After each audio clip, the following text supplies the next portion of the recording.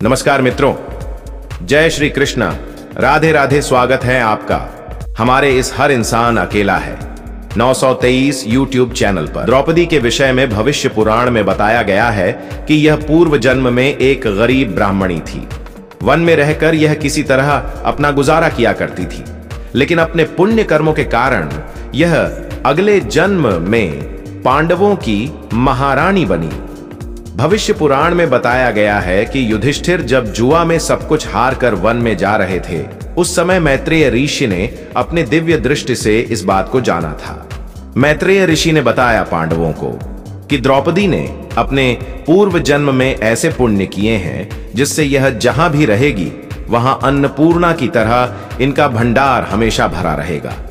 इसलिए वन में रहते हुए आपको कभी भी भोजन और अन्न की चिंता नहीं करनी होगी।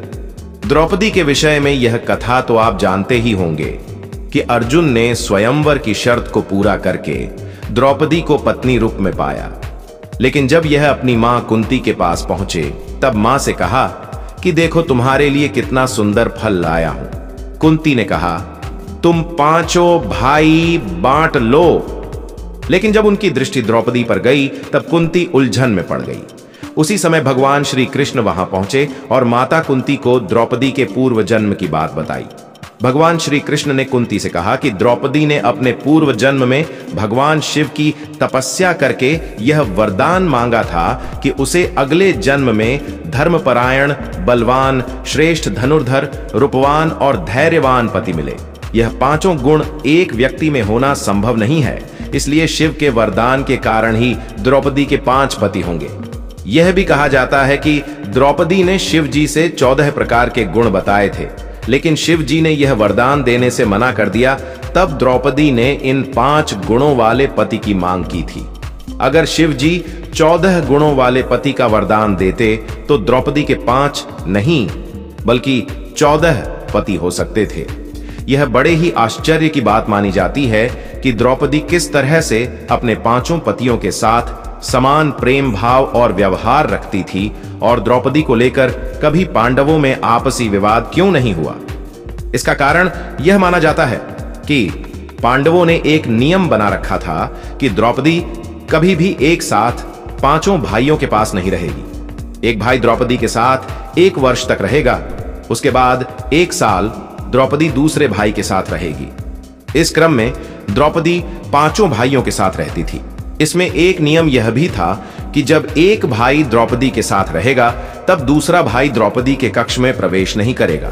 जो इस नियम का उल्लंघन करेगा उसे 1 साल तक वन में रहना होगा। इस नियम के कारण द्रौपदी अपने सभी पतियों के साथ समान प्रेम भाव रख पाती थी और भाइयों के बीच विवाद नहीं होता था। एक बार युधिष्ठिर द्रौपदी के साथ उनके कक्ष में थे। कक्ष के बाहर उनका जूता रखा हुआ था, लेकिन दुर्भाग्य से एक कुत्ता उस जूते को लेकर भाग गया। उसी समय एक अपराधी का पीछा करते हुए अर्जुन द्रौपदी के कक्ष में प्रवेश कर गए। इस अपराध के कारण अर्जुन को 1 वर्ष के लिए वन में जाना पड़ा।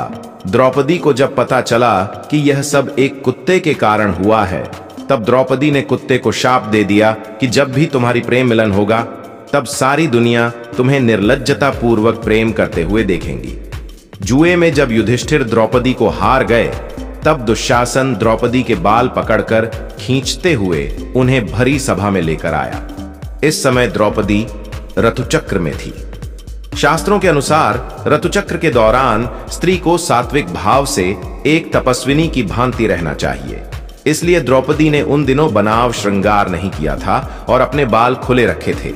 उस अवस्था में भरी सभा में बालों से खींचकर लाए जाने के कारण द्रौपदी ने यह प्रण लिया कि अब यह बाल तब तक खुले रहेंगे जब तक कि दुशासन की छाती का लाहू इन्हें नहीं मिल जाता।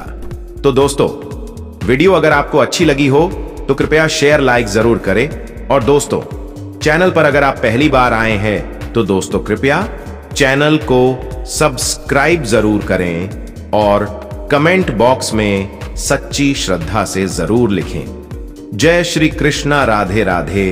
वीडियो को अंत तक देखने के लिए धन्यवाद।